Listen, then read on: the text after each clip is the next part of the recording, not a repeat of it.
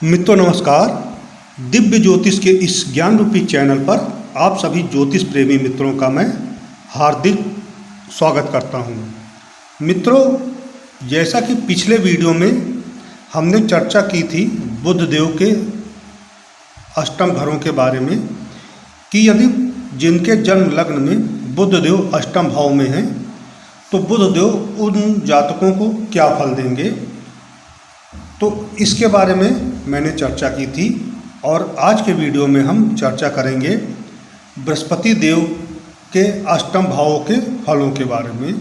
तो मित्रों, यदि आपके जन्म लग्न में बृहस्पति देव अष्टम भाव में स्थित हैं तो किस प्रकार के फल वो देंगे, इसी बारे में आज के वीडियो में हम चर्चा करेंगे। तो मित्रों, ज़्यादा समय न लेते हुए आपका आइए बात करते हैं अष्टम भाव में बृहस्पति के बारे में। मित्रों, कार्यक्रम शुरू करने से पहले दिव्य ज्योतिष के चैनल को सब्सक्राइब करें तथा साथ ही साथ बेल आइकॉन के बटन को अवश्य दबा दें ताकि जब भी मैं कोई वीडियो अपलोड करूं तो उसकी जानकारी आपको समय पर मिल जाए। साथ ही साथ वीडियो को लाइक एवं शेयर करना भी ना भूलें। साथ ही साथ आपके मन में यदि कोई प्रश्न है, यदि वीडियो को लेके कोई भी बात आपको समझ में नहीं आ रही है तो आप कमेंट बॉक्स में जाके कमेंट भी कर सकते हैं। और कुछ यदि आप सुझाव देना भी चाहें तो सुझाव भी दे सकते हैं ताकि मैं अपने वीडियो में और सुधार कर सकूं। तो मित्रों, आइए देखते हैं अष्टम भाव में बृहस्पति। मित्रों, अष्टम भाव में जब बृहस्पति देव होते हैं तो उनके किस प्रकार के फल आपको प्राप्त होंगे। क्या मित्रों, बृहस्पति देव आपकी आयु को बढ़ाएंगे अथवा आपकी आयु को घटाएंगे। किसी भी जातक के जन्म लग्न में जब गुरुदेव अष्टम भाव में बैठेंगे तो उस भाव में बैठकर जातक को क्या शुभ फल प्रदान करेंगे, अथवा क्या ये आपकी आयु को बढ़ाएंगे या आपकी आयु को घटाएंगे। क्योंकि अष्टम भाव को हम आयु भाव भी कहते हैं और मृत्यु भाव भी इसी को हम कहते हैं। ये आपके जीवन पर यहाँ बैठकर क्या ये प्रभाव डालेंगे। आप जो कि अपने जीवन काल में धन कमाते हैं उस पर इसका क्या प्रभाव पड़ेगा। हमारे विभिन्न ज्योतिषी ग्रंथों ने इसके बारे में क्या कहा है और हमारे ज्योतिष मनीषियों का क्या मत है इस बारे में। मित्रों, जब गुरुदेव अष्टम भाव में बैठेंगे तो गुरुदेव अष्टम भाव ऐसी स्थिति बनती है जिसके बारे में हम क्या कहें, क्योंकि गुरुदेव कुंडली के लिए सबसे शुभ ग्रह माने जाते हैं और अष्टम सबसे अशुभ स्थान माना जाता है। वैदिक ज्योतिष में हमारे प्राचीन ज्योतिष मनीषियों ने इसे बहुत अच्छा नहीं माना है, क्योंकि अष्टम भाव एक अशुभ भाव है। अष्टम भाव से हम मृत्यु, किसी भी कार्य में बाधा, समस्या और हमारी मानसिक चिंता, किसी काम को करने में आने वाली रुकावटें, बाधाएं, मानसिक चिंता, इस भाव से हम पैतृक संपत्ति, किसी भी कार्य की गहराई तक जाना, गुण विद्या, ज्योतिष विद्या, परावैज्ञानिक विद्याएं आदि का ये भाव अष्टम भाव है और इस भाव से हम इन सब चीज़ों का विचार करते हैं। साथ ही साथ इस भाव से हम रुके हुए कामों का पूर्ण होना भी देखते हैं। इस भाव में बैठकर गुरुदेव कई सारे शुभ फल भी प्रदान करते हैं। यहाँ पर बैठकर गुरुदेव दीर्घकालीन यानी लंबे समय तक चलने वाले रोग जैसे कि ब्लड प्रेशर, अन्य बीमारी आदि देते हैं।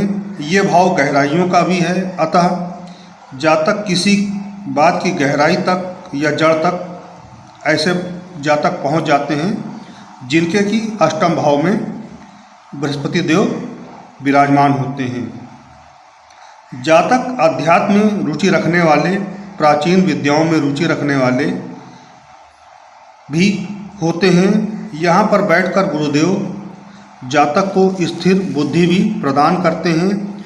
इसका अर्थ ये है मित्रों कि जातक ने जो सोचा है वह वही करेगा, लेकिन सुनेगा सबकी और करेगा अपनी। इस प्रकार से जातक ने जो सोचा है वही काम करेगा, वो अपने पॉइंट ऑफ व्यू को नहीं छोड़ेगा। यहाँ पर बैठकर गुरुदेव जातक को स्थिर विचार की क्षमता प्रदान करते हैं।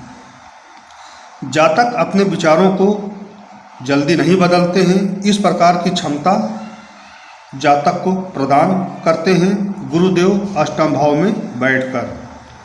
और इसी के साथ गुरुदेव यदि अष्टम में हों तो जातक को विवाह के पश्चात जातक को 1-2 वर्षों के अंतराल में कोई बहुत बड़ा झटका लगता है अथवा कोई ऐसी घटना होती है, चाहे वह फैमिली की परेशानी हो अथवा कोई आर्थिक परेशानी हो या परिवार में कोई झगड़ा हो या कोई समस्या हो, ऐसी बात होती है, या जातक के कैरियर संबंधी कोई घटना हो।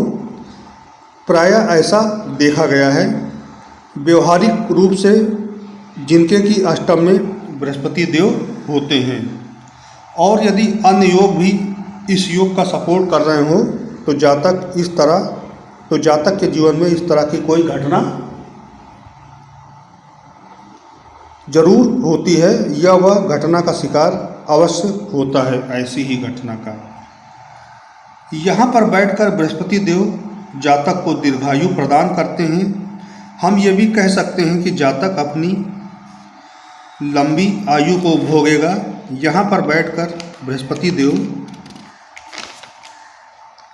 जातक को कुछ अशुभ फल भी प्रदान करते हैं, जैसे कि जातक के व्यवसाय अथवा कैरियर में उतार चढ़ाव, विवाह के पश्चात 1-2 वर्षों के अंतराल में कोई बड़ी दुर्घटना और लंबे समय तक चलने वाले रोग जो कि जातक की मृत्यु होने तक चले, इस प्रकार से अशुभ फल भी होते हैं जब यहाँ पर बृहस्पति देव बैठते हैं।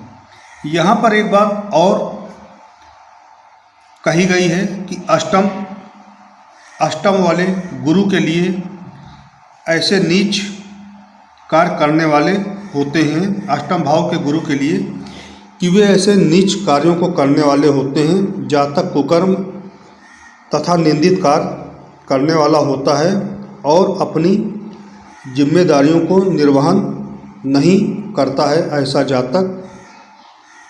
इनके व्यक्तित्व में कुटिलता भी होती है और ऐसे व्यक्ति कुटिल विचारधारा के होते हैं। इनका चाल चलन ठीक नहीं होता है, लोग इनको संदेह की दृष्टि से देखते हैं और इनके स्वभाव में कुटिलता विराजमान होती है। अब समझते हैं मित्रों इनकी दृष्टियों के बारे में। मित्रों, पंचम दृष्टि से गुरुदेव वैभव को देखते हैं। इस स्थान को हम मोक्ष स्थान भी कहते हैं। यहाँ पर हम यह कह सकते हैं कि जातक की मृत्यु के बाद मोक्ष मिलता है, जातक को अपनी मृत्यु के बाद मोक्ष मिलता है और जातक के खर्च बड़े होते हैं। कहने का तात्पर्य यह है कि जातक का जो भी खर्च होता है वह बहुत बड़े स्तर का खर्चा होता है। तो इस प्रकार से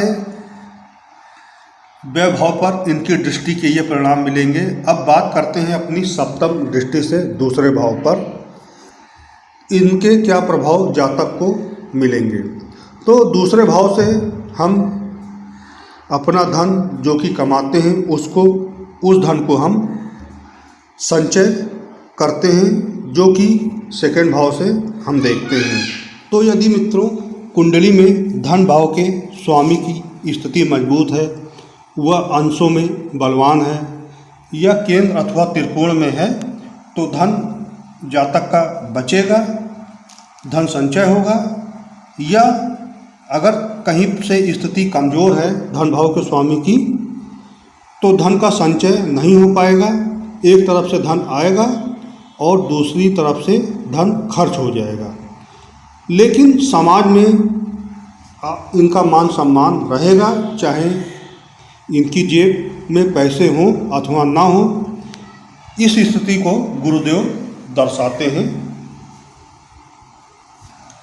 अब बात करते हैं अपनी नवम दृष्टि से चतुर्थ घर के बारे में। तो यहाँ पर अपनी नवम दृष्टि से बृहस्पति देव जब शुभ भाव को देखते हैं तो यहाँ पर गुरु की दृष्टि का अर्थ है जातक के पास अपना स्वयं का मकान होना चाहिए। अगर पत्रिका में अन्य योग भी बली हों और शुभ भाव को सपोर्ट कर रहे हैं तो यहाँ पर जातक का अपना स्वयं का मकान होना चाहिए।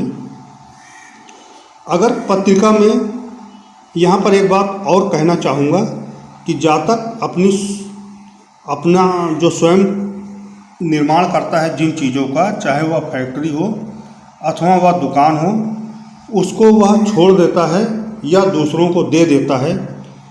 चाहे कोई भी कारण हो, चाहे वह फैक्ट्री या दुकान चला ना पाया हो या वह चल ना पाई हो, इस कारण से वह इन चीज़ों को दूसरों को सौंप देता है। ये स्थिति जरूर बनती है और ऐसा अक्सर देखा जाता है। यदि अन्य योग सपोर्ट ना कर रहे हों तो इस प्रकार की बात अवश्य देखी जाती है। यहाँ पर एक बात का और जिक्र मैं